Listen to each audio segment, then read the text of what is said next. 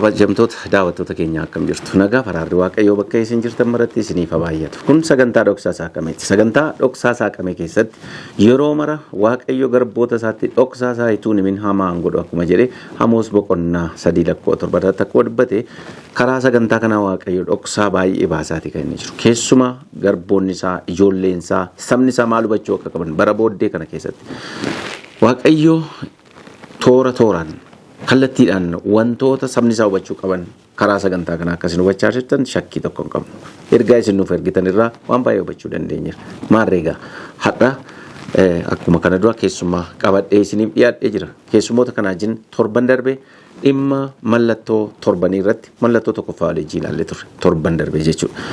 Keessumaa mallattoo tokkoffaa keessatti maal akka ture raajiin karaa Yohaannisiin mul'atan yommuu arge dhimma farda adiitiin kan wal qabatu waldaa Efesoon keessatti maaltu akka ta'aa ture ergaan attamitti akka lallabamaa ture wangeela attamitti akka babal'achaa ture rakkoon yoo jiraate illee waaqayyo bifa addaatiin akka isaan gargaaraa ture garboonni isaa ergamoonni hojii gurguddaa akka isaan hojjetaa turan waliin ilaalleera. Maarreegaa har'as mallattoo lammaffaa waliin ilaalla mul'ata boqonnaa 6 lakkoofsa 3 irraa waliin eegalla. Egaa isinillee yeroo keessan eeggattanii humna keessan yeroo keessan tunqusatin waaqayyo bara booddee kanatti garboota isaatti himuu kan inni barbaadu isinillee kana sabaaf ibsuudhaaf ulaakaatti waan argamtaniif waaqayyo isin eebbisu jechuun jaalladha. Karaa mirga koo kan jiru barsiisaa isheetu Taddaseeti asiin karaa bita kootti kan jiru luba Dr. Tamasgeen Bultiidha. Egaa kallattiidhaan gara sagantaa guyyaa har'aatti darbina. Akkas jedha nan dubbisaa mul'ata boqonnaa 6 lakkoofsa 3 yeroo hoolichi mallattoo isa lammaffaa banee immoo namoonni lubbuu qabu inni lammaffaan kottu jechuu isaa nan dhaga'e fardi biraa diimaan biluun tokko hin ba'e isa fardicharra taa'eef immoo nagaa lafarraa balleessuuf namoonnis akka wal gorra'an gochuun hin kennameef akkasumas billaan guddaan tokko isaaf hin kenname jedha. Mee nuu kadhadhaa paaster. Waaqa keenyaa mootii keenyaa fi uumaa keenyaa guddaas galateeffannaa maqaa gooftaa keenya Yesuus Kiristoosiin galanni waaqaaf lafarratti si haa qaqqabu. Yaa Waaqayyo kunoo nu jaallattee jireenya bara baraa akka argannuuf karaa waan nu saaqxeef sagalee kee iccita kee yaa Waaqayyo sabni kee akka beeknuuf waan jaalala kee ta'eef galanni siif haa ta'u. Gooftaa Yesuus dhoksaa kana hafuura keetiin ati nu barsiisi. Fayyina keenyaaf fayyina saba keetiif ulfina maqaa keetiifis akka ta'uuf nu gargaari.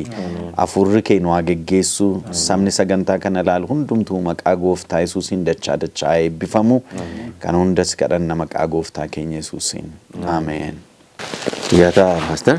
Egaa paaster garma keessan dhufa torbee dhimma mallattoo tokkoffaa waliin ilaalaa turre keessumaa mallattoo tokkoffaa keessatti fardi adiin iddaa qabatee akka ba'e waliin ilaalaa turreerra iddaanii lola akka mul'isu rakkoon akka waldaatti dhufaa jiru kan mul'isu egaa mallattoo lammaffaa keessatti immoo hoolichi mallattoo isa lammaffaa yommuu bane immoo uumamni lubbuu qabu inni lammaffaanii kottu jechuu isaa dhaga'ee farda biraa diimaa biluun tokkoon argee jira. Mee keessumaa hoolichi mallattoo isa lammaffaa yommuu bane kana uumama lubbuu qaban arfan keessaa inni lammaffaanii kottu yommuu jedhu farda diimaa biluun argee. Farda kanarratti inni taa'e immoo fardicharra inni taa'e immoo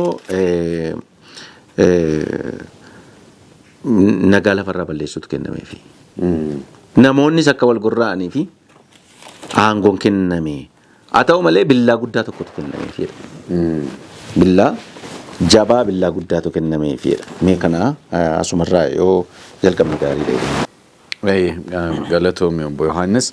Egaa akkuma kanaan dura torbee darbee ilaallee torbee sachaanus akkuma ilaallee mallattoowwan kana tarii sagantaa sana warran ilaallee fi mallattoowwan kana kan banuu danda'e oolaa isa qalame sana qofaa akka ta'e macaafni qulqulluun dubbata boqonnaa 5 irratti mul'ata boqonnaa 5 irratti innis gooftaa keenya Yesuus Kiristoos akka ta'e inni abbaa biraa macaafa maramaa sana akka fudhate macaafni maramaan sun mallattoo torbaan akka mallatteeffame mallattoo sana immoo tokko tokkoon banaa jira jechuudha. Mallattoo isa jalqabaa banee ture farda adiitu ba'e fardi adiin sun jechuun wangeelli humna guddaatiin bara bartootaa biyya lafaatti akka faca'u dhugaan akka baay'ee bal'atu kan agarsiisu ture. Amma immoo gaa farda isa lammaffaa mallattoo isa lammaffaa yommuu hoolichi banuu akkuma tammanuu dubbifte obbo Yohaannis farda diimaa biluutu argame jedha. Farda suni diimaa ta'uunsaa maal agarsiisa isa jedhu xiqqoo irratti dubbachuun barbaada. Fardicharra inni taa'e immoo nagaa lafarraa balleessuuf namoonnis akka wal gorra'an gochuun hin kennameef jedha. So fardi diimaan sun maal agarsiisa? Halluun kun yookiin kalariin kun kan inni agarsiisu mallattoo dhiigaati akkuma beeknu. Mallattoo dhiigi dhangala'uuti, mallattoo hacuuccaati, mallattoo rakkinaa gidiraati kan inni bakka bu'u. Kanaafi kun egaa maal nutti agarsiisaa jira Waaqayyoo kan jedhudha. Otoo haasofnu seenaa tajaajila wangeelaa keessatti ta'uuf jiru, seenaa fayyina ilmaan namootaa keessatti, karoora fayyinaa keessatti ta'uuf jirutu gooftaan keenya Yesuus Kiristoos isa amma dhufa isaatiitti ta'uuf jirudha kan inni nutti mul'isaa jiru waan ta'eef maaltiin jedhee jalqaba waldaan isheen jalqaba. Waldaa akka fakkeenyaatti waldaa Efesooniin isheen bakka buutu jechuudha. Waldaa bara bartootaa jechuudha. Wangeela kana humna guddaatiin, humna hafuura qulqulluutiin lallabanii garuu sun maal fidee? Aarii guddaa fide. Seexanni akka inni caalaatti aarii ka'u godhe jechuudha. Akka inni hinaaffaa guddaatiin ka'u godhe. Akka inni warri amanan, warri amantii isaaniitti jabaatan dhiigi isaanii akka dhangala'u taasise jechuudha.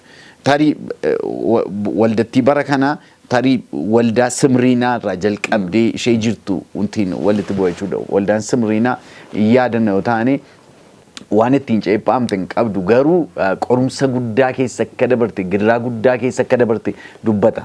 Macaafa mul'ata boqonnaa 2 jalqabne yoo laalle yeroo darbe laallee turre. Kanaafuu bara sana keessa sababa ergama wangeelaa irraan kan ka'e dhiiga guddaatu dhangala'e. Lubbuun baay'een du'aniiru.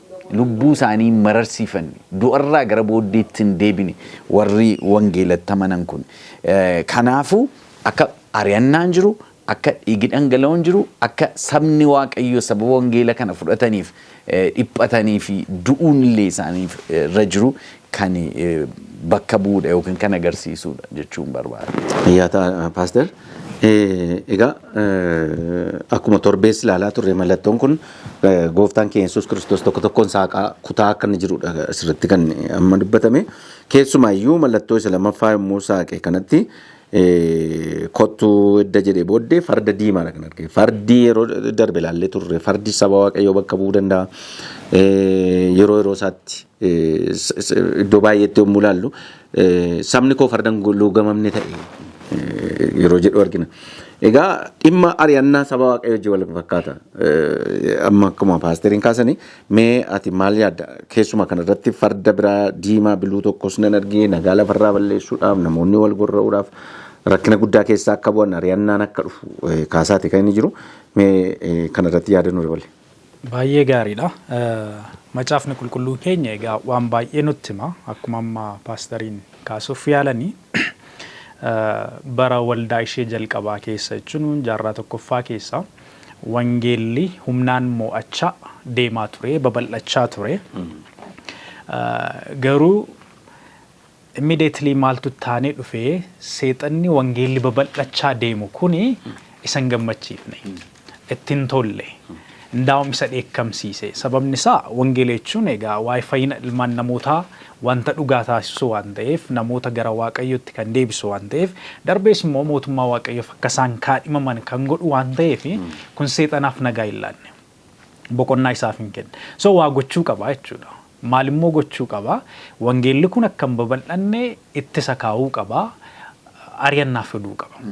By the way, kalariin fardeewwan kitaaba kana keessatti ibsaman callisamee miti. Mishinii isaanii wajjin deema. Ergama isaanii wajjin deema. inni jalqabaa akkuma laalle adii akkuma ture maanni wangeelli qulqulluun kun addunyaa kana keessa akka babal'atu ibsa ture.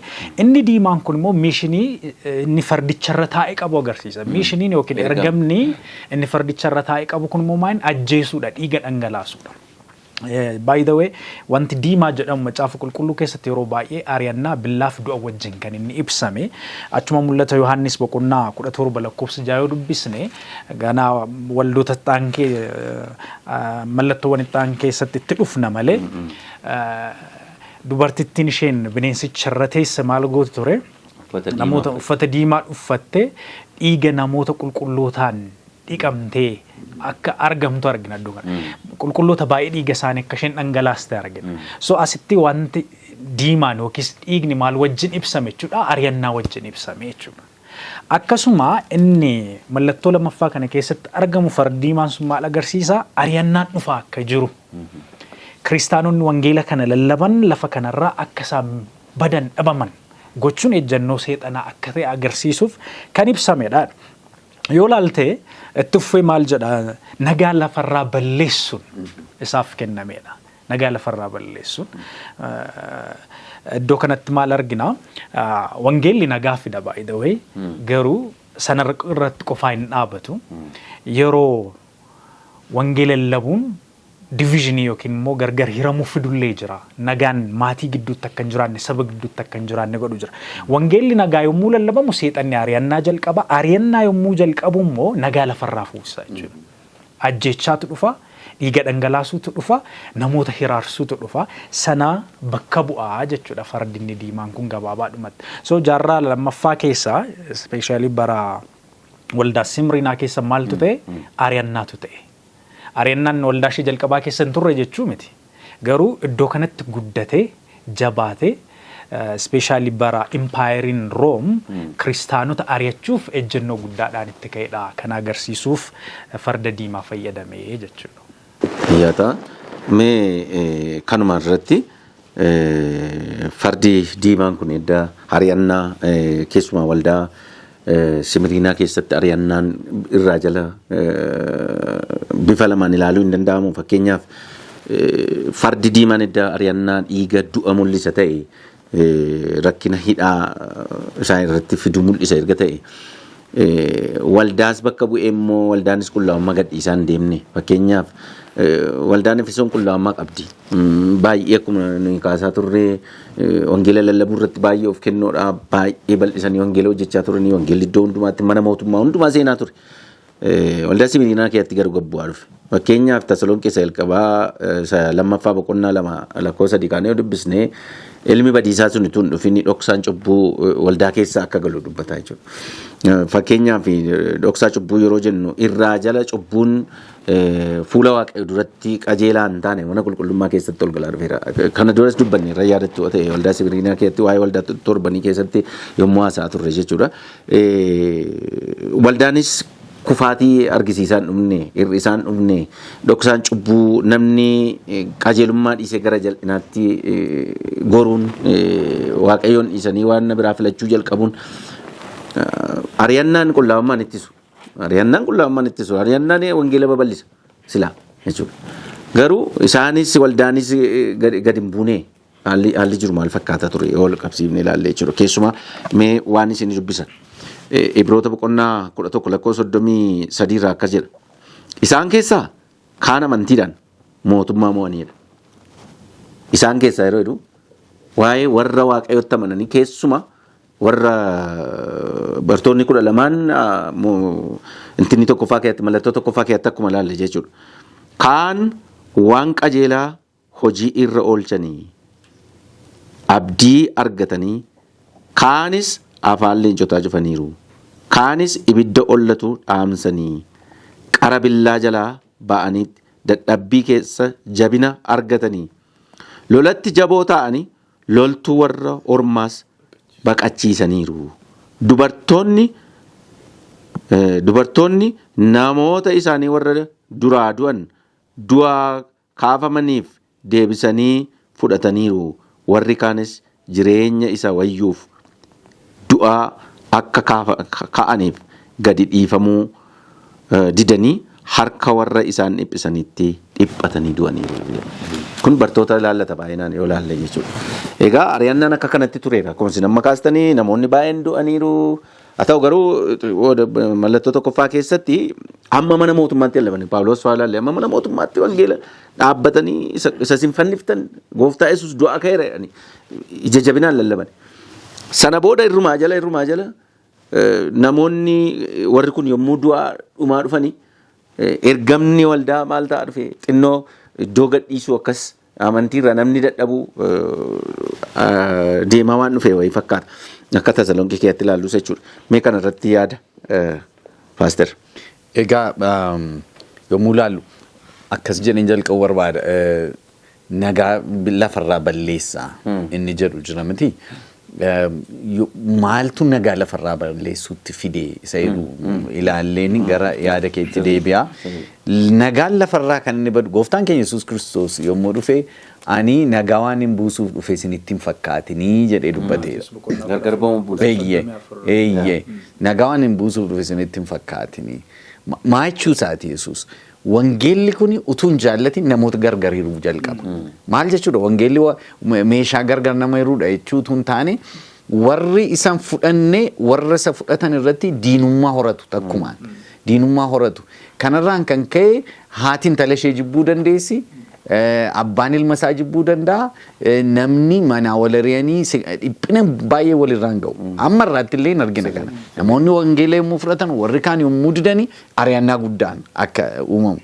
Kan biraamoo maal jedha macaafa Isaayyaas boqonnaa 57 irratti lakkoofsa 20-21 irratti nan dubbisaa warri jalloonni garuu akka galaana hunkuramee boqonnaa dhabu. Akka isa dhoqqee jalaa kaasee bishaan booressuuti jedha. Waaqayyo koo warri jalloonni nagaan qaban jedha. Nagaa sababa wangeelli kun silaa nagaa kan isaaniif kennu kana. Kiristoos Yesuusitti amananii mootii nagaati gooftaan Yesuusii. Gooftaa Yesuusii namni fudhate nagaa qaba. Keessa isaatti nagaa qaba. Yoo xinnaati. Bakkeetti yoo isa ari'atanu, bakkeetti yoo isa lolanu keessa isaatti nagaa qaba. Nama nagaatis. Nama biraatiif diinan ta'u namni Waaqayyoo. Kanaafuu nagaa qaba. Nagaan sun garuu warra isa fudhataniif warri isan fudhannee faallaa sanaati. Seexanni immoo maayini ajjeesaadha. Namni gooftaan Yesuus durumaa qabee ajjeesaa ture inni jedhe wangeela Yohaannis keessa boqonnaa 8 ajjeesuudha hojiinsa. Kanaafuu yommuu namoonni wangeela fudhatanii inni immoo ajjeechaatiin duukaa ka'a jechuudha. Gooftaan Yesuus wangeela Maatewos boqonnaa 24 irrattis dubbateera kana mee lakkoofsa 9 dubbisi obbo Yohaannis. Yommus rakkinatti dabarsanii isinin kennu, isin ajjeesu. Anaaf jettanii saba hundumaa biratti kan jibbamtan hin taatu. Yeroo sanatti namoonni baay'een hin gufatu. Walii isaaniis dabarsanii waliin kennu, walis hin jibbu jedha. Galatoom. Argitee gooftaan keenya Yesuus maal jedhe? Yommuu ana fudhattanii kan namatti tolu gooftaan kottaa waan hundumtuu isinii qajeelaa waan hundumtuu gaarii ta'a jedheemni kawaama. Na duukaa bu'uun gatii isin kafalchiisa jedhe. Luqaas wangeela Luqaas boqonnaa 14 irrattis lakkoofsa 28 irratti yaadatoo taatanii naannoo sanatti namni mana ijaaru tokko jedhe. Utuu mana ijaarin maal gochuu qaba jedhe? Gatii isaa taa'ee shallaguu qaba jedhe. Yookaan agadii namitti kolfa jedhe. Akkuma kana kan na duukaa bu'uu barbaadu hundumtuu jiraate ofii isaa haa ganu jedhe. Miti fannoo isaas baadhatee na duukaa haa bu'uu jedhe. Gooftaan egaa na duukaa bu'uu keessaniini diinni akkasin irratti ka'u hin shakkinaayi jedheera dursee. Yommus rakkinatti dabarsanii isin kennu jedhe. Amma argitanii egaa farda sa'adii bara jaarraa isa jalqabaa keessa wangeelli bal'inaan yommuu lallabame sanatti diinni baay'ee aare.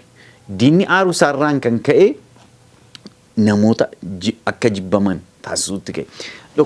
Bara jaarraa jalqabaa gara caalaasaa ari'annaan ture individually ture yookiin dhaabbilee amantiitu ari'ata ture. Gara isa kanaatti amma yeroo dhufnu gara farda isa diimaa kanaatti yommuu dhufnu ari'annaan suni bifa qindaatiin bifa mootummaatiin institutionalized ta'aa dhufe jechuudha. Kanaafuu mootummaatu amantoota ari'achuu jalqabe jechuudha. Akka diina mootummaatti, akka farra nagaatti, akka farra guddinaatti, akka farra biyyaatti, akka farra bilisummaatti ilaalamutti ka'ani. Kanaafuu nagaan akka inni yeroo sana lafarraa badu gooftaan Yesuus dursee dubbateera jechuudha. Haa ta'u malee amma gaaffii atamma nu gaafatteef immoo waldaanoo attam turte qulqullinni waldaa'oo attam ture yeroo sana keessa jennee yommuu ilaallu yaadatta'u taatee wangeela dhiifama yommuu waldaa Efesoon waldaa ishee jalqabaa waa'ee ishee waan gaarii baay'ee erga dubbatee booddee maal ittiin jedhe gooftaan? Garuu rakkina tokko qabda. Maayini rakkinni kee ittiin jedhe? Jaalala kee duraa dhiifteetta akka duraa ho'inni si keessan jiru jedhee dubbate. Garuu waan inni ittiin waldaa sana immoo jajate immoo maaltu ture? Niqolaawota warri jedhaman. Isaan barumsa isaanii garuu maal gooteetta? Jibbiteetta. Isaan jibbu sana jibbiteetta. Warri Niqolaawotaa barumsi isaan barsiisanii maal ture? Rakkoon qabu. Seera eeguun namni fayyeera waa akka barbaadetti jiraachuu danda'a. Ayyaanaan fayyinaan bakka. Ayyaanaan fayyinaan akka barbaade jiraachuu dandeessa. Jecha biraatiin kiristaanummaan jireenya gadhiisiiti kan jedhu labsuu barbaadu turan. Kana labsu turan. Garuu waldaan Efesoon maal goote? Lakki kun fudhatama hin qabu. Nuyi dhuguma ayyaana Kiristoosiin fayyineerra. Dhuguma Waaqayyo tola nu fayyise galanni isaaf haa ta'u. Ofii isaatii gatii guddaa baasee nuun immoo utuuni waan tokko qarshiin kaffalin utuuni hojii keenyaan utuun taane tola nu fayyise garuu erga fayyine immoo araara Waaqayyootiin gargaarsa fuura qulqulluutiin akka jaalala Waaqayyootti jiraanna jettee waldaan Efesoon murteeffate. Haa ta'u iyyuu malee maaltu ture egaa qabbanaa'uun tureera. Gara waldaa Simriinaatti yeroo dhufnu garuu yoo dhannee ilaalle boqonnaa lama mul'ata boqonnaa lama lakkoofsa 9 jalqabee yommuu dubbifannu akkas jedha.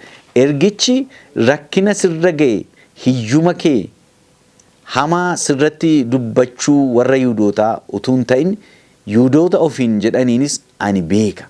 Ati garuu sooressa. Warri Yihuudoota ofiin jedhan sun immoo walgayii seexanaati ittiin jedhe. Amma gaa maaltu ta'e waldaan kiristaanaa yommuu isheen amantiitti jabaataa deemtu wangeelli yommuu bal'ataa deemu warri Yihuudootaa sitti ka'an biraan. Maal jedhani? Jarri kuni qaama keenya mini jedhan. Jarri kuni Yihuudoota mini jedhan. Amantootuma warra kaan isaanii Yihuudoota ta'aniin akkasumas immoo waldaa kiristaanaa warri kun gonkumaan waliin walitti dhufeenya hin qaban jechuutti kan. Walqooduu jalqaban. Maaltu ture sababiin isaa? Barreen kana keessa maaltu ka'aa ture? Namni tokko mootummaa Roomiif amanamaa ta'uu isaa agarsiisuutii fi Qeesaariif ixaana aarsuu qaba. Qeesaariif sagaduu qaba. Qeesaar gooftaadha jedhee dubbachuu qaba. Sana diduu jechuun biyya ganuu jechuudha. Aarsaa akka aarsaniif garuu mootummaan Room maal godhe isinitti fakkaate warri Yihuudootaa kan akka isaanii fudhanne beeka. Uummata sana hunda balleessuu akka hin dandeenye galeera. Kanaafuu maal kenneef isaaniin dhiisaa jedheera. Warra Yihuudootaa dhiisaa akka isaanii Qeesaariif sagadaniif hin dirqisiisinaa isaan amantiin isaanii durumaa qabee toleen jedhanii. Kanaafuu amma yoomitti isaanii wajjin wal lollaa.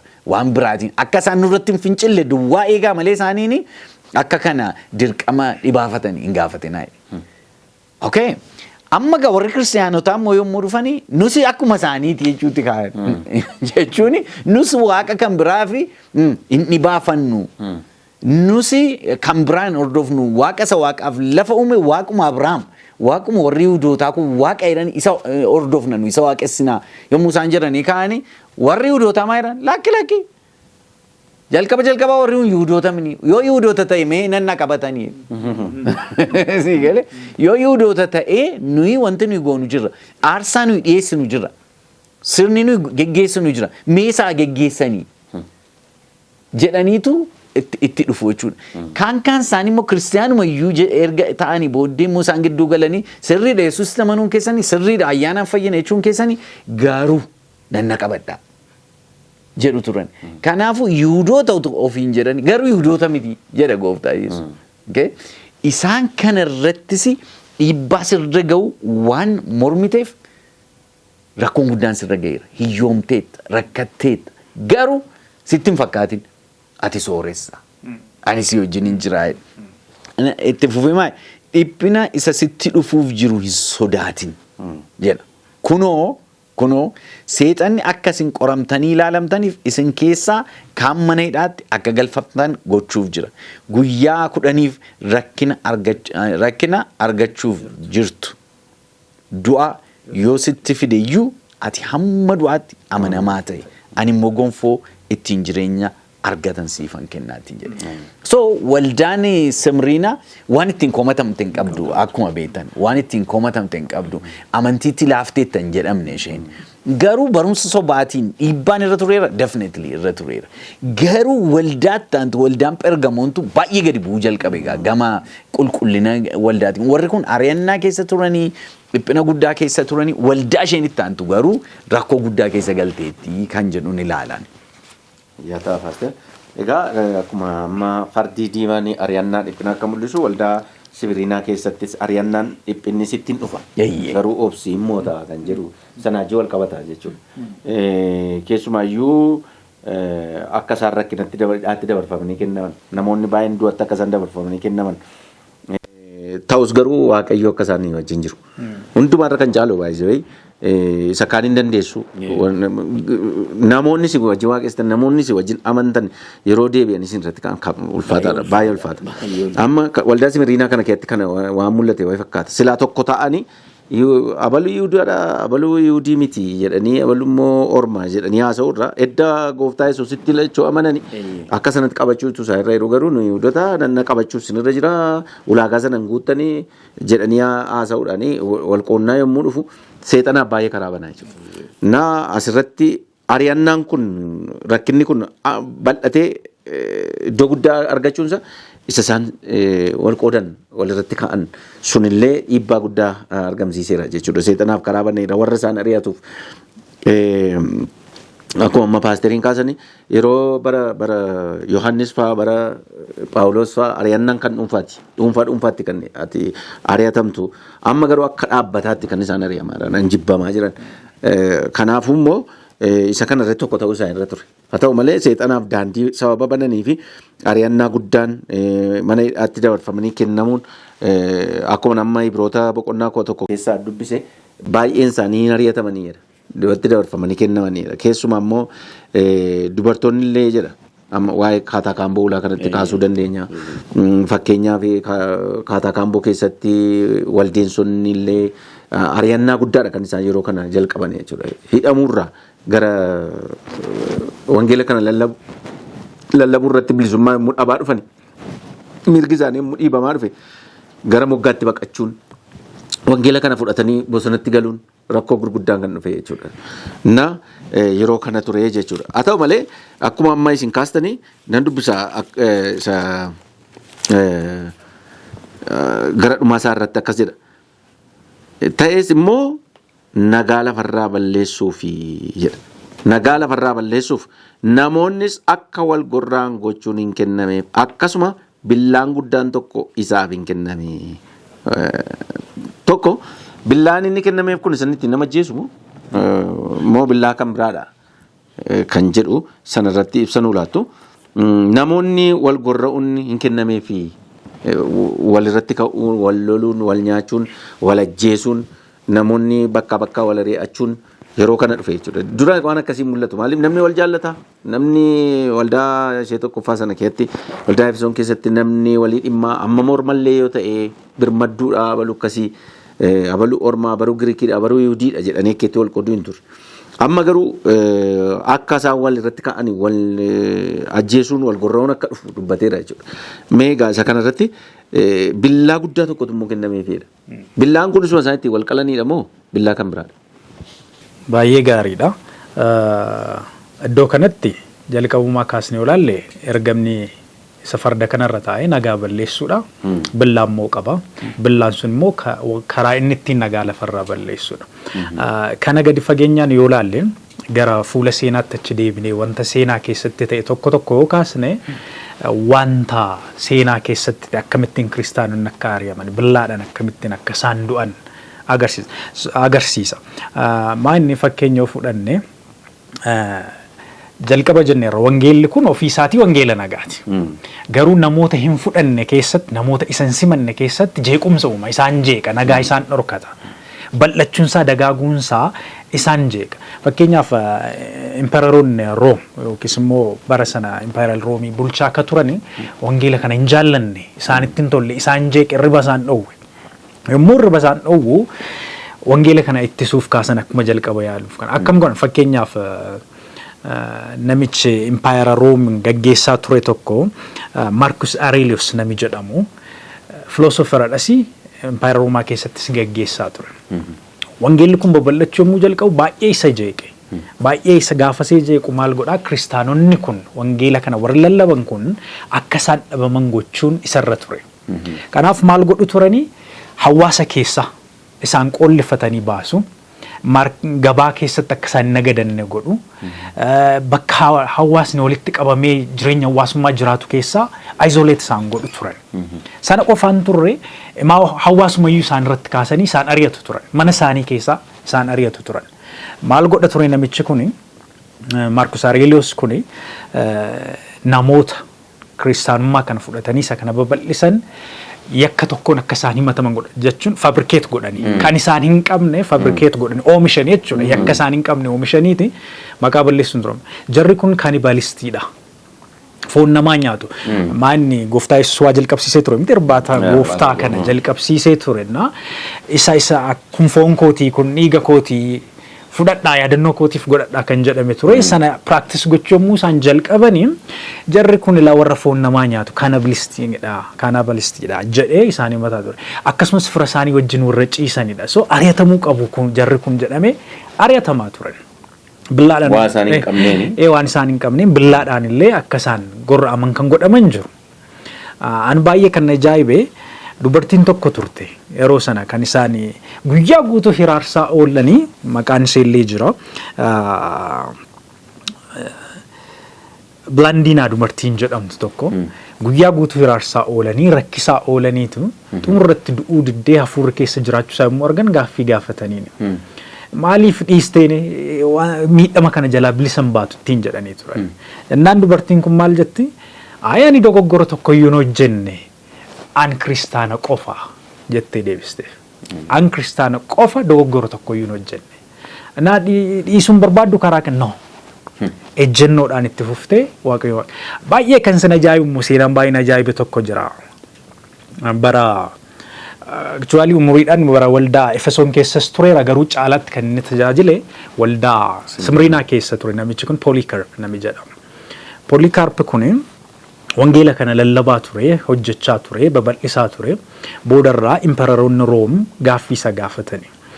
Jalqaba otoo kanan kaasiin dura maaltu ture namichi Plinii jedhamu tokko naannoo Turk har'aa kana kan bulchu garuu bittaa Room jala ka turte.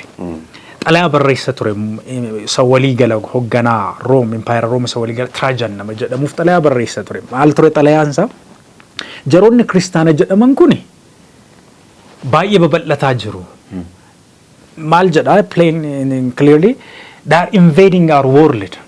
Yoo waa gochuudhaa baanne akka dhukkuba daddarba biyya lafaa kanaaf to'achaa jiru jarri kun. So waa gochuu qabnaa. Jedheetu imaa'u yeroo nuti isaan kun deebi'anii biqilu yeroo nuti isaan bittimsinu baay'atanii walitti qabamu maal goonu jedhee Traajaniif barreessaa ture. Traajaan maal jedhee deebise jara kana yoo kan deebi'an ta'e hin ajjeesina deebi'uu yoo baatan garuu ajjeesaa deebi'uu yoo baatan ajjeesaa. Imaa'u maal jedha warri deebi'an yookaan rikaanti yoo godhan gaabbanii duubatti yoo deebi'an hin ajjeesina garuu gaabbuu isaanii kan ittiin mirkaneessitan maal gochuu isaaniitiin yoo isaan Yesuusin dhiiseera Qeesaariin hin hordofaa jedhanii maqaa Qeesaaritti yoo kakatan qofa jara kana dhiistu kana ta'uu baannaan ajjeesaa jedhan. So Polycarp kana qabanii turan yeroo sana. Polycarp kana especially waldaa Simriinaa jabeessuu keessatti nama gahee guddaa qabu ture namichi kun na isa qabanii exactly na dhiisi rikanti godhi gaabbiitii gara keenyatti deebi kiristaanummaa kana irraanfadhu ittiin jedhanii turan. Imaa'u maal jedhan arrabsi ittiin jedhani. Naan lakki ani waggaa 86 guutuu waaqa koo tajaajileera akkamittiin homaa badiin irratti hin hojjenne arrabsuu danda'a. Maal jedhe jechanii dubbate keessa baay'ee kan ajaa'ibe tokko maanni Yesuusin arrabsuu jechuun jedhee isaaniif deebise. Isaan arrabsiitii du'a kana oolii maqaa Qeesaaritti kakadhu immoo arrabsi yommuu ta'edhani hayya waggaa 86 Waaqayyoon amman tajaajiletti homaan hangoone homaanatti ndaa'um Waaqayyoon arrabsuu Yesuusin arrabsuu jechuun arrabaan dhagaa guddaa tokkotti bu'anii cabsuu akka waan jechuu ta'e. Danda'ama harraba keenyaan dhagaatti buunee cabsu. Macaafa qulqulluu keessatti gooftaan keenya as a rock akka dhagaatti ibsameera. Dhagaa guddaa kana akka waan cabsuu ta'an yoon isa so kana gochuu hin danda'an. Mundi dudu maal godhani hin gubani. Pooliikaarpiin jechuudha. Akkasuma namoota kaanillee billaadhaan ajjeefamaa turan jechuudha. So maal agarsiisa jechuudhaan billaan iddoo kanatti eerame billaa ari'annaati kan kiristaanonni ittiin miidhaman. Kan kiristaanonni ittiin qalaman akkuma Ibroota keessatti eertallee jira kan immoo bineensaaf kan kennaman illee jiru inni kan kaataa kan boollee booda kan dhufudha especially waldaa mallattoo afuraffaa keessatti caalaan ibsameera waa'een sana asitti garuu officially warri Room waldaa kiristaanaa ari'atanii nagaa lafarraa akka isaan balleessan agarsiisa. Ari'annaan sirra gaallee hidhamtee turte miti guyyoota 10f waldaan Simriinaa. Namichi Diocletian jedhamu bara 303 hanga 313tti kiristaanota ari'ataa ture. Dhuguma billaan ari'annaa hammana hin jedhamne haga mormi isaanii irraa muramutti gaaniiru officially jechuudha. Officially namoonni kunna billaan sun sana kan agarsiisudha. Billaa ari'annaati. Billaa Empire Rome agarsiisa. Fayyaa ta'e agarsiisa. Paaster kanarratti yaada dabalataa qabattan.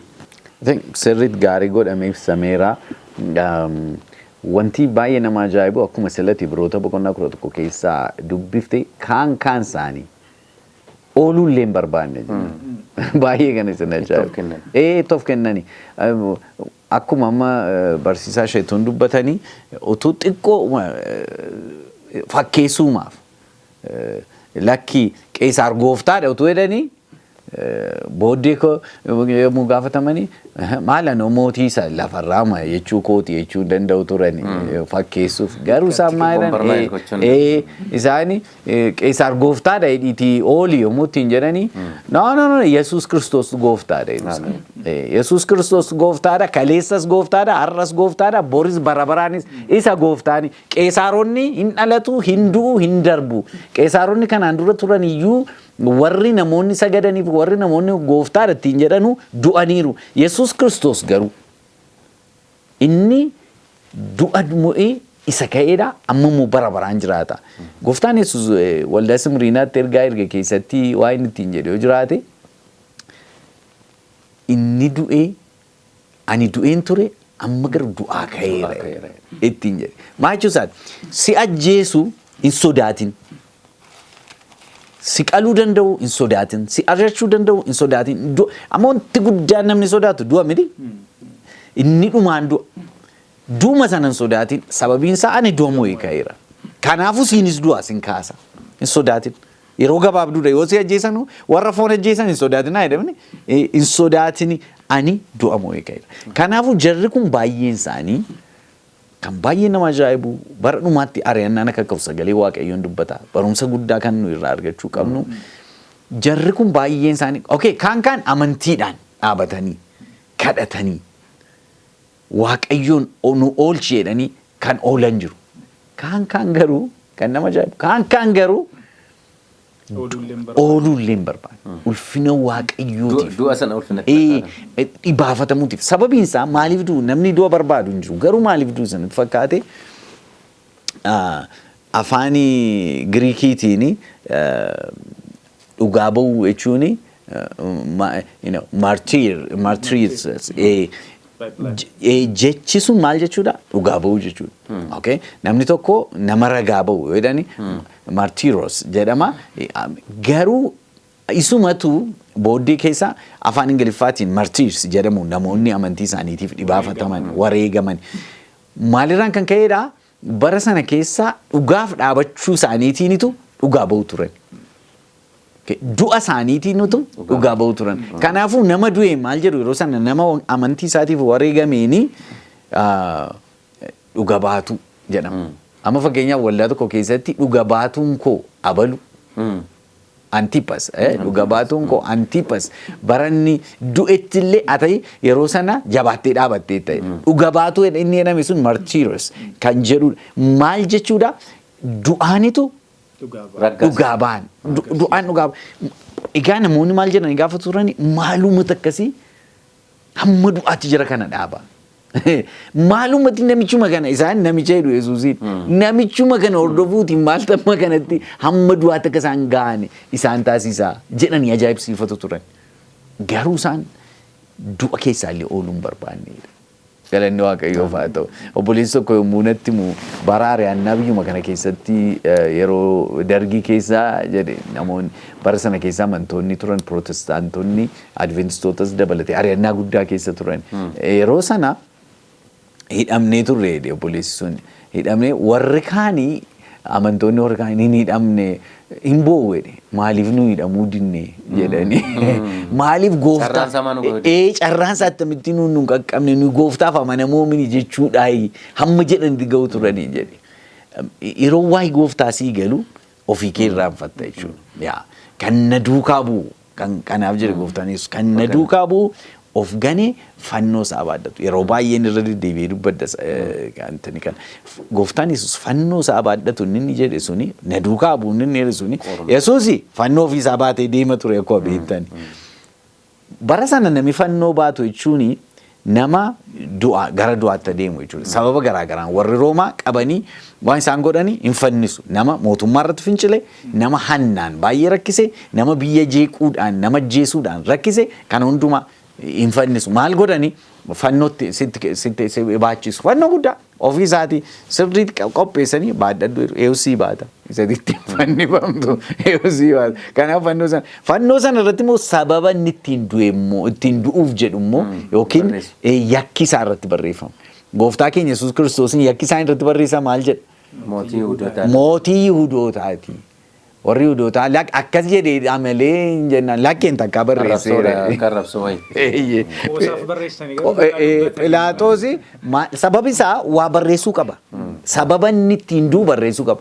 Maaliin Phiilaaxoos ilaalee gaafa dhabu yaadattoo taatanii wangeela keessatti wangeela Yohaannis keessatti waan tokko balleessaa irratti hin argine namicha kana irratti nan gadhiisaa ittiin jedhe warri Yihuudootaatiin. Isaan immoo maal ittiin jedhan isa gadhiiftee jennaan ati fira Qeesaar min jedhan ati fira Qeesaar min isa gadhiiftee jennaan. Kanaafuu edhee reebee dabarsee isaanitti kenne. Garuu fannoo isaa sana irratti barreeffama barreessuu qaba. Fannoo isaa irratti kan inni barreesse mootii Yihuudoota jedhee barreesse. So warri kaanis egaa yommuu fannifamani sababii barreeffamuu qaba yakki isaanii. Inni kaan hattuudha jedhama. Inni kaan nama jeese jedhama. Inni kaan mootummaa Room irratti fincile jedhama. Akkasittiin baadhatanii deemu. Yommuu sana ilaalanii hattuudha jedhan biyyoo nyaadhu du'a siif mala siif hoydhee namni arrabsaa deema jechuudha. Karaa namichi sun fannoo isaa baata arrabsamaa immoo deema eessatti du'atti deema dhaqanii fannisu. Isa immoo goota biyyaati yookiin isa immoo warra Yihuudootaatiif loleeti jedhamu hin boo'uuf dhaabatanii. So yommuu du'uuf deemaa jiran sana akka du'a dhaqaa deeman beeka. Gooftaan Yesuus fakkeenya sana fayyadame kan na duukaa bu'uu jiraate ofii isaa gama. Fannoo isaa baadhatu na duukaa bu'u. Kanaan duras dubbadhe yeroo baay'ee dubbadha kana namichi tokko namichi barreessaan biyya Jarman tokko akkas jedha Bonhoeffer jedhama. Maal jedhee barreesse Yesuus yommuu nama waamu kottaan duunaa jedhee nama waama. Kottaan duunaa wajjin duunaa jedhee nama waama. Sammeessi. Kiristaanummaan dirree bashannanaa miti. Har'a kiristaanummaan akkas taata kan jedhudha. Biyya alaa deemtaan sooromtaa gooftaan si no jalqaba kiristaanummaan Yesuusiif dhugaa ba'udha. Yesuusiif yeroo dhugaa baatu immoo gatiidhaan hamma dhiigaatti hamma du'aatti lubbuu isaanii mararsiifannedha. Du'a isaaniitiin mo'atan jedhamni mul'ata boqonnaa 5 keessatti du'a isaaniitiin mo'atan seexana kanaan mo'atan. Kanaafi waldoonni bara sana keessa jiranii rakkinaaf gidiraa kana hundumaa bifa sanaan ayyaana waaqayyootiin humna isaaniitiin mini gooftaan wajjin ture yeroo isaan gidiraa argan sana hundumaa wajjin ture hin sodaatin ansi wajjin hin jira yoo duute du'aan si kaasa hin sodaatin jedhee hafuurri waaqayyoo bira dhaabate isaan jajjabeessa ture galanni waaqayyoo. Amiin. Maqaan isaa eebbifamu guddaa galatoomaa paaster. Egaa yeroo kana baay'ee ari'annaan yeroo jabaachaa ture tokko tokkoon keessa lixanii dhimma sanbataa dhimma maaliidhaan ni ari'annaan ture kiristaanuma nama ta'edha ari'annaan kan ture. Har'amee gara kan keenyaatti yeroo finnu har'amma yeroo sana Yesuus gooftaadha jechuun gatii nama kaffalchiisa. Sababni isaa keessaastu gooftaadha waan ta'eef jedhanii waan akka itti yaadanii fi nama kamiyyuu akka ulaagaatti ittiin madaalaniiti yaada sana kan isaan tiriyan.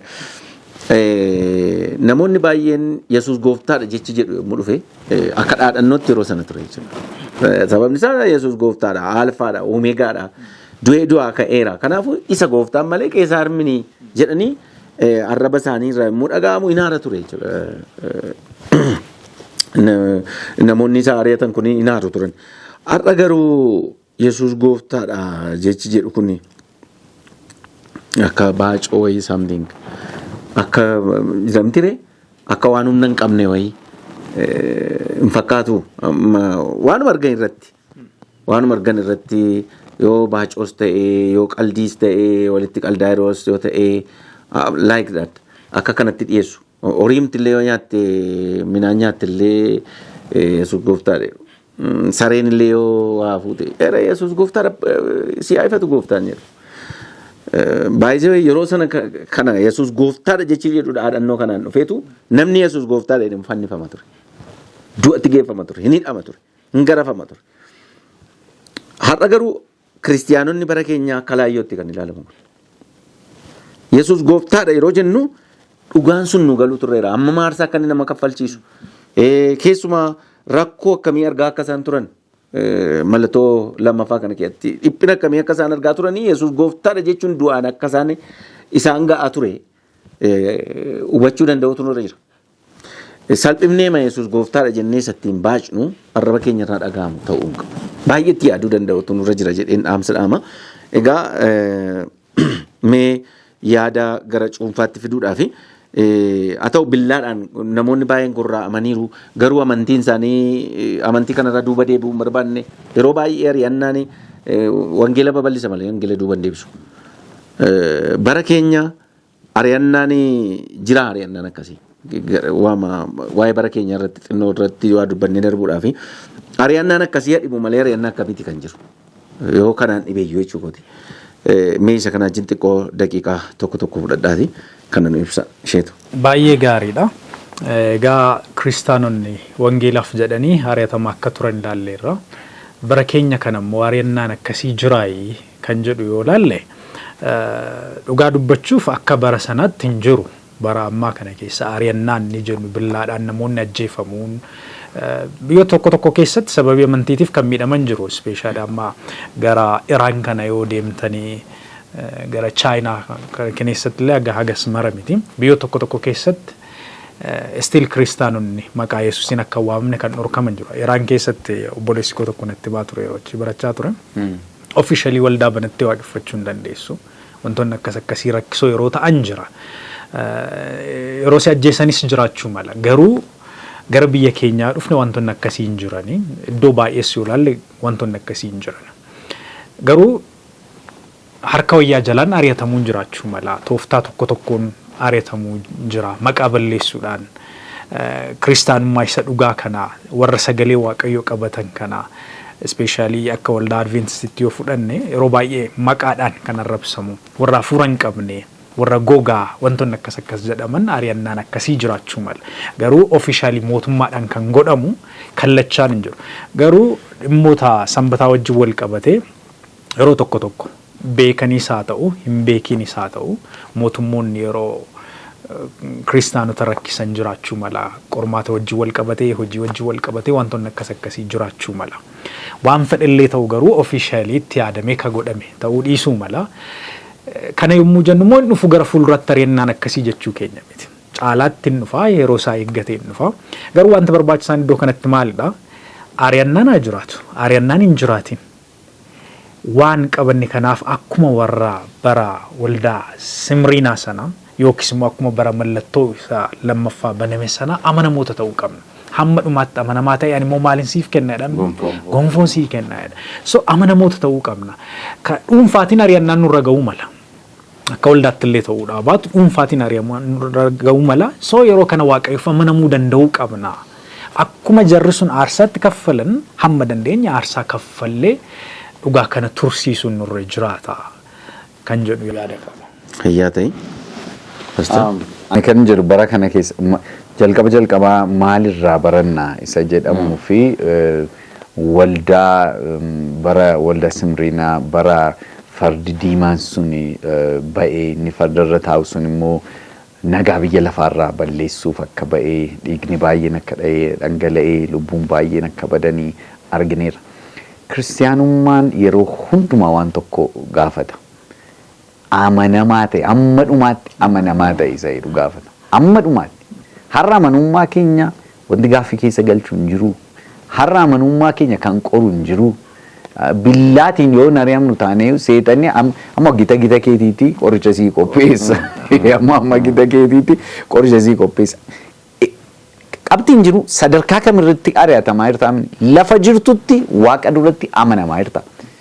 Mana sagadaa keessa tajaajilta ta'uu dandeessa akkan keenya kan. Yookiin daldalaa ta'uu dandeessa. Yookiin barsiisaa ta'uu dandeessa akka barsiisaa isheetu. Garuu gaaffii waaqayyo nu gaafatu yeroo hundumaa lafa jirtutti amanamaadha. That's it. Maqaa koo olul qabda, maqaa koo ulfeessita, dhugaaf hin dhaabatta. Dhugaaf dhaabachuun al tokko gowwummaa maal si rakkisiisiin jedha namni. Akka nama dubbii jaallatutti fudhatamuu dandeessa. Garuu warri suni maal kun amma rakkoo maalii qaba? Yoo keessa argooftaa dheettan maal rakkoo qaba mana keessanitti waaqessitanii ittiin jedhu. Amshuur nama baay'ee takka ittiin jedha. Waaqessuun garaadha. Garaadha. Garuu isaan no. Gooftaan Yesuusii kan nama duratti nagane ani immoo waaqa abbaa koo fi ergamoota isaa duratti isan gana jedha. Kanaafuu amma dhumaatti dhaabachuu. Gita keenya itti yeroo hundumaa qorumsi jira shakkiin hin jiru. Waaqayyo nu haa gargaaru nu haa dhaabu malee.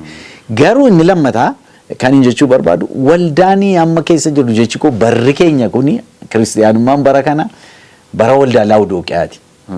Kan nama gaddisiisu. Waldaan Laawudooqiyaa maali? Bu'aadha yookiin ho'aa miti yookiin qabbanaa miti diilallaa miti bu'aadha giddu galeessa. Maa jechuudha waan hundumtuu homaan jedhuudha. Waan hundumtuu rakkoo maalii qaba.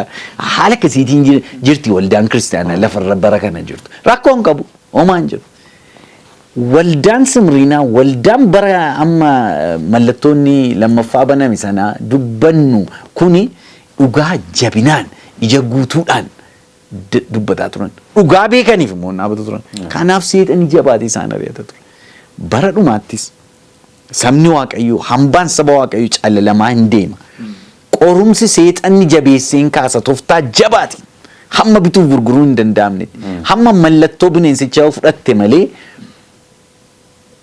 diina sabaatti diina mootummaatti farra guddinaatti yerootti ilaalamtu jira.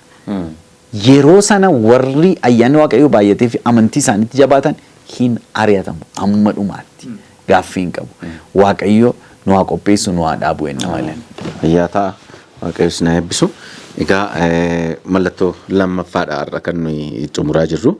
Mallattoo kana keessatti waaqayyo ari'annaa na jiraatu malee rakkoo na jiraatu malee waaqayyo isaanuma wajjin ture. Ibidda keessatti illee akkuma Isaayaas 43 keessatti dubbatu lakkoo tokko kaasee yommuu dubbatu ibidda keessan buuta garuu si wajjin hin jira. Bishaan keessan lixa garuu an si fudhatee hin deemu si wajjin hin ta'a akkuma jedhe waaqayyo kiristaanota bara sanaa ari'annaa hidhaa rakkina du'a haa jiraatu malee waaqayyo isaanii wajjin ture. Moo'ichaan kee darbanii hamma du'aatti amanamaa ta'an keessumaa immoo waldaa simiriinaadhaanii isa aalfaa ta'e uumeegaa ta'e isa du'ee du'aa ka'e biraa ergaan kun sii dhufe akkuma jedhee dubbate sana inni du'ee du'aa ka'eera du'a akka bu'aatti lakkaa'ataniiru jechuudha kiristaanonni bara sana egaa mo'aniirus waaqayyoo isaan gargaare egaa har'a kiristaanummaan baay'ee gad bu'eeti kan jiru akka bara sana wal fakkeessuudha inni bara keenya. Uffannaa kiristaanummaa uffataniiti wanti biraan kan godhamu. Yesuus gooftaadha jechuun bara sana gatii guddaa nama kaffalchiisaa ture. Har'a garuu akka baacootti itti fayyadamuun nurra hin jiru. Gatii obboloonni baay'een dhiigaan jecha kana jedhaatu kan du'atti deemanii. Aarsaa kaffalan akkuma biroota boqonnaa tokko keessatti dubbifne lakkoofsa 33 kaasne.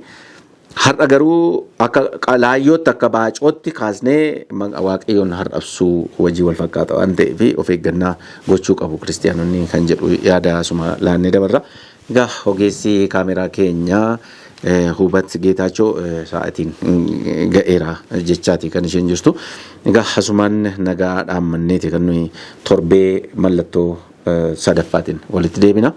Ammasitti nagaan isiniif haa ta'u. Egaa asumaan nagaa dhaammanna daawwattoota keenyatti. Kabajamtoota daawwattoota keenyaa sagantaa kanarraa akkasiin barumsa guddaa argattan shakkii tokko illee hin qabnu. Keessumaa mallattoo lammaffaa mul'ata boqonnaa 6 lakkoofsa 3 irratti akkuma dubbatame ari'annaa guddaan rakkinni guddaan isaanitti dhufu malee Waaqayyo akka isaanii wajjin ture.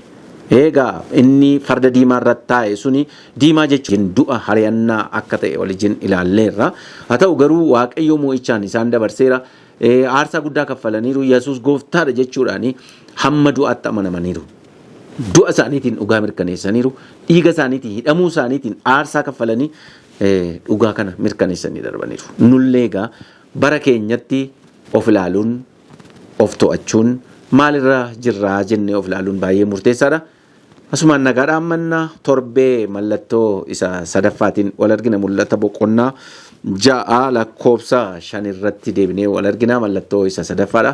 Egaa barumsa kana yommuu barattanii sagantaa kana yommuu hordoftanii heloo nuun jedhaati lakkoofsa bilbilaa fuula foddaa keessan irra deddeebi'uuni akkasumallee gaaffii yoo qabaattan immoo maqaa keessanii fi bakka irraa gaaffii gaafattan ergaa gabaabaadhaan barreessuudhaan gaaffii keessan nuun ga'aa. Yeroo kana immoo macaafni qulqulluun maal jedhaa kan jedhu irratti deebii isinii qabannee dhiyaanna. Nagaaf araarri Waaqayyoo bakka isin jirtan isiniif haa baay'atu. Torban gaarii aga torbeetti nagaa isin dhaabbanna. Nagaan nuuf tura.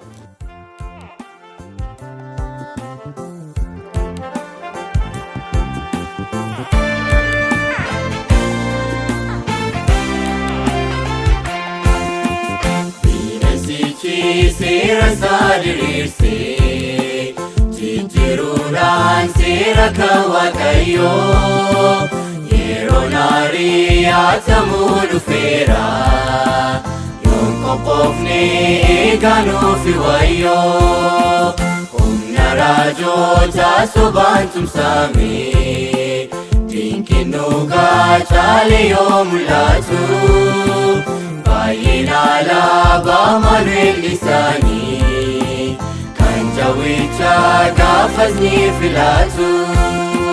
Qopheen keenya maal fakkaata laata dur nuti dhufee guyyaan gidirfamu akkamitti naabannaare laata tarsiimoon isaa yemmuu gidirfamu nuufin iluu raawwatee jawwichi jaarraa darbee dhugoota hedduu fiixee har'a dafnee qophee'aa xumurru cubbamoota taadunqaa taliitee.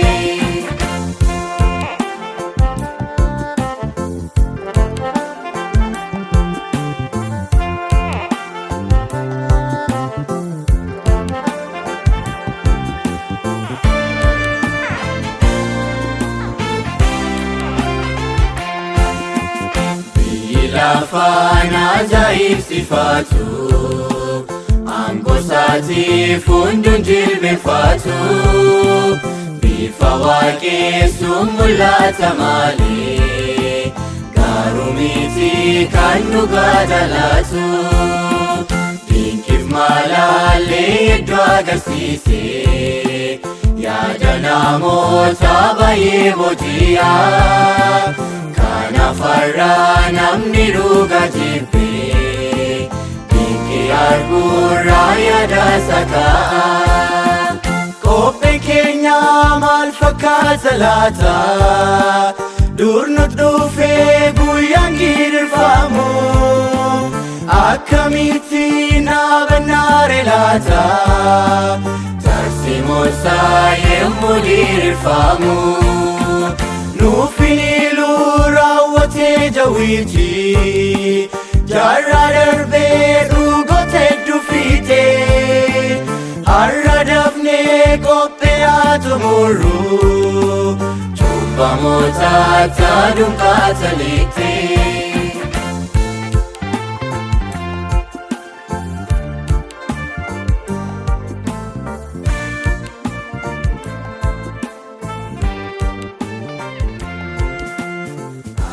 asitti raawwateetti fufu yeroo nagaa dachee yaadateera